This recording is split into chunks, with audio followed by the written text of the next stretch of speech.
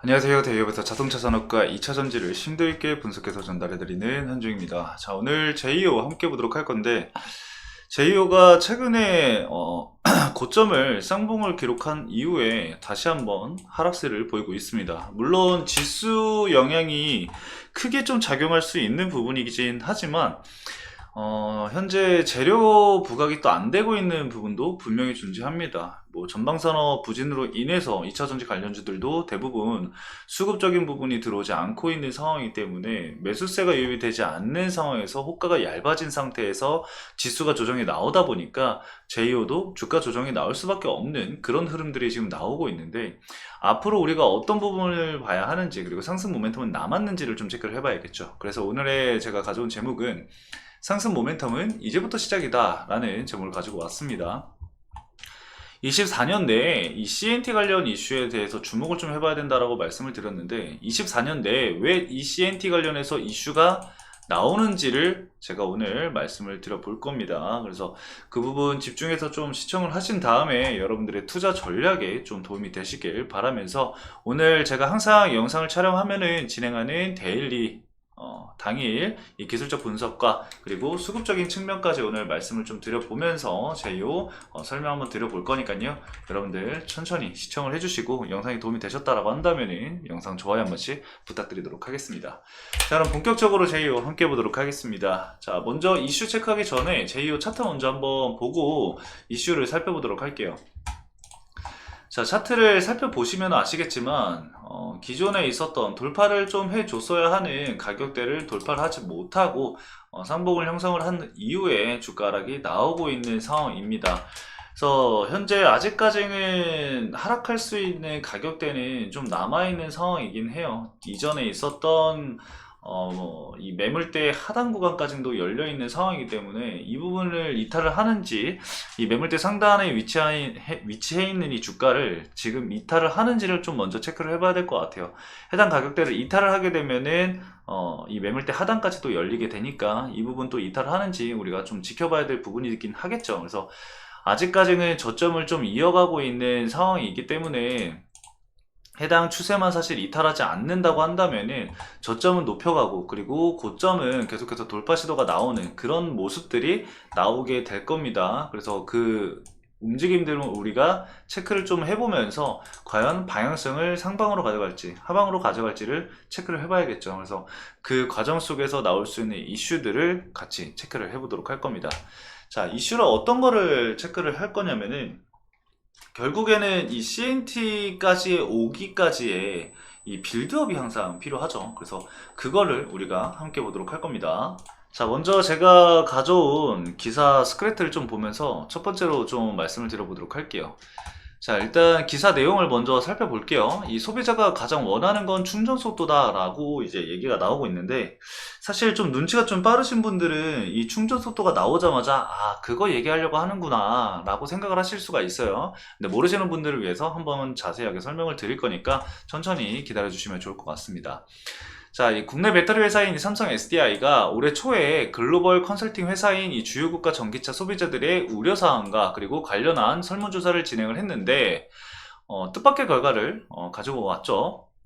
한국과 미국, 일본, 중국 등의 주요 국가 전기차 잠재 소비자 모두 전기차를 아직 사지 않은 결정적인 이유를 이 충전 속도다라고 얘기를 했다라고 합니다. 전년도 조사까지만 하더라도 국가별로 거리, 비용, 안전성 등의 이 전기차 구매를 하지 않은 이유가 다양했지만, 올해 들어서 이 의견이 합쳐지고 있다라는 것인데, 옆에 표를 보시면은 2022년도를 보면은 인프라, 거리를 이제 얘기를 하고 있는 상황이고, 23년도 같은 경우는 충전 속도, 비용, 안전성을 얘기를 했습니다. 근데 24년도에는 4개 국가 대부분이 이 충전 속도를 얘기를 하고 있습니다.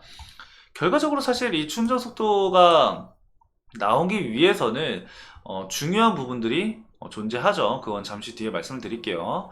자, 인프라 같은 경우는 사실 전기차 판매량이 늘어나면 늘어날수록 인프라도 늘어날 수밖에 없어요. 당연한 부분이고, 거리 같은 경우는 에너지 밀도를 끊임없이 올려온 상황이었기 때문에 거리는 많이 늘어난 상황입니다. 그리고 이 비용 같은 경우는 현재 저가형 이 전기차를 많이 생산을 하려고 하고 있는 상황이고, LFP 배터리 관련해서도 우리나라도 원래 3원기만 진행을 하다가 LFP 배터리도 지금 개발을 진행을 하고 있죠. 그래서 이 부분도 어느 정도는 해소될 것으로 예상이 되고 있습니다.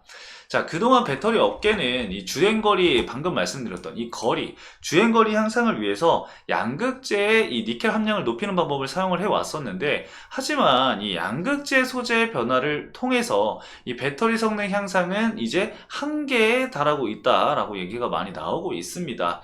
그래서 배터리 업계는 이 양극재뿐만 아니라 이 다른 배터리 소재인 어디에 주목을 한다고요? 바로 음극재죠.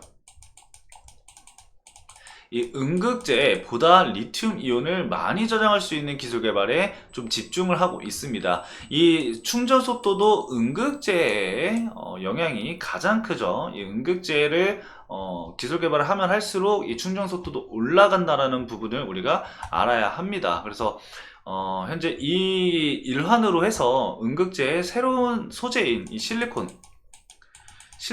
음극재 쪽으로 이슈가 계속해서 부각을 받고 있었던 상황이고, 이 제이오가 진행을 하고 있는 이 CNT 역시 실리콘 음극재에 들어가게 됩니다. 그래서 이런 부분들을 우리가 함께 체크를 좀 해봐야 되는 부분이다 라고 말씀을 드리고 싶고, 실리콘 음극재 관련해서 제가 과거에 여러 번 좀 말씀을 드렸었는데, 그때 당시 제이오를 제가 정리를 이렇게 이 마인드맵으로 정리를 한번 싹 해드렸어요. 근데 못 보신 분들은 이전 영상을 통해서 좀 확인을 해주시면 좋을 것 같고, 제가 추후에 한 번 더 이 제이오 포트폴리오는 한번 보여드리도록 하겠습니다. 근데 일단 오늘은 음극재 관련해서만 일단 체크를 하도록 할게요.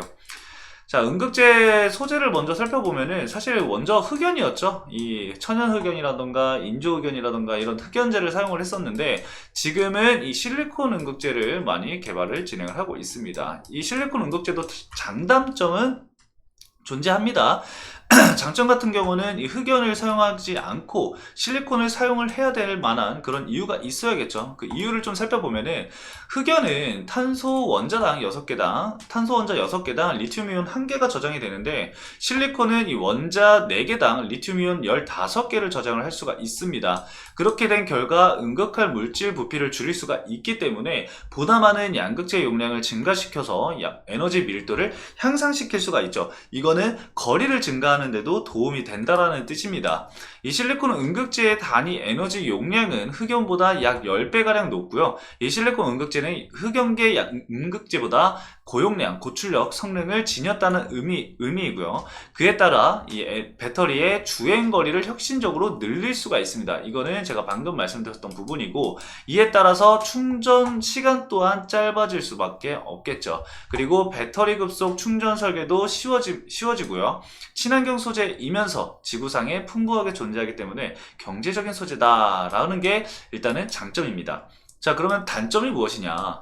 바로 이 팽창한 음극이 방전할 때 이전과 같은 형태로 돌아오지 않는 거에 대한 위험성이 있습니다. 이것이 바로 스웰링 형상에 대한 리스크인데, 부피 팽창 스웰링 현상이 이 흑연 음극재보다 30배에서 40배 정도 심해서 폭발 위험이 높다라고요. 정말 리스크가 좀 큰 부분이죠. 이거를 잡을 수 있는 것을 제가 잠시 뒤에 설명을 드릴 겁니다.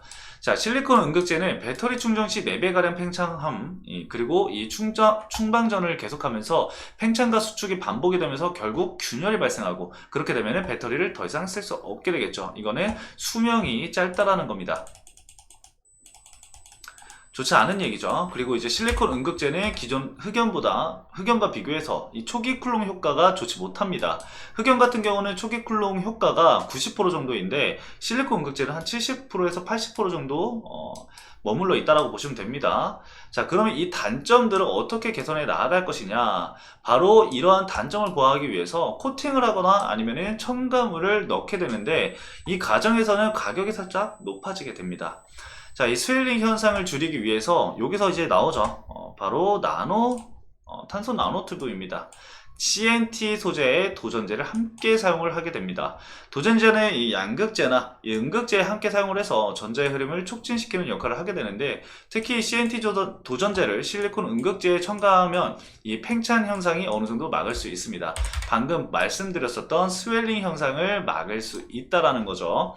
이 실리콘 음극재용 이 CNT 도전제는 한 겹으로 이루어진 SWCNT죠. 이 싱글 월 탄소 나노튜브가 주로 사용이 되는데, 이 SWCNT 같은 경우는 러시아의 옥시알이 독점적으로 생산을 했는데, 일본의 제온이나 뭐 한국의 나노신소재, 코본, 제이오 등이 이 시장에 새로 진출하게 되면서 경쟁 구도를 이루고 있습니다. 우리가 여기서 봐야 될 부분은 바로 제이오죠. 자, 결과적으로 제가 처음에 말씀드렸었던 얘기들에서 쭉 이어와서 결과적으로 CNT까지 연결되는 부분들, 그렇기 때문에 올해 24년도에 이 충전 문제를 해소하기 위해서는 결국에는 이제 뭐 실리콘 이 음극재를 사용을 한다라던가 아니면은 실리콘 음극재를 사용하는 차량들이 굉장히 많아질 수밖에 없을 겁니다. 그러면은 그러한 이슈가 있을 때마다 이 CNT 관련주인 제이오가 당연스럽게 부각을 받을 수밖에 없고, 그렇게 되면은 주가 상승에 대한 레벨업은 나올 수밖에 없겠죠. 그래서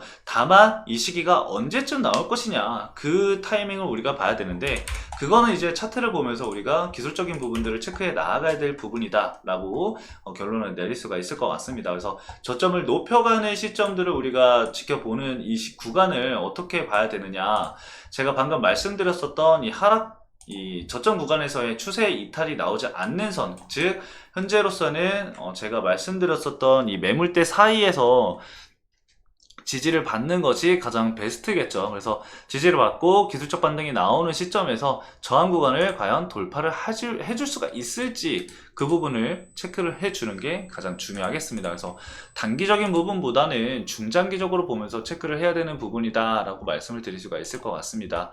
아직까지 이제 조정이 나오면서 메이저 수급이 이탈이 나온 것은 사실 아직까지 보이지 않습니다. 그렇기 때문에 수급적인 측면은 좀 걱정하지 않으셔도 된다 정도까지만 말씀을 드리면서 오늘 영상은 여기서 마치도록 하겠습니다. 자, 오늘도 영상을 시청해주신 여러분들 너무나도 감사드리고요. 저는 다음 영상에서 더 좋은 내용으로 찾아뵙도록 하겠습니다. 감사합니다.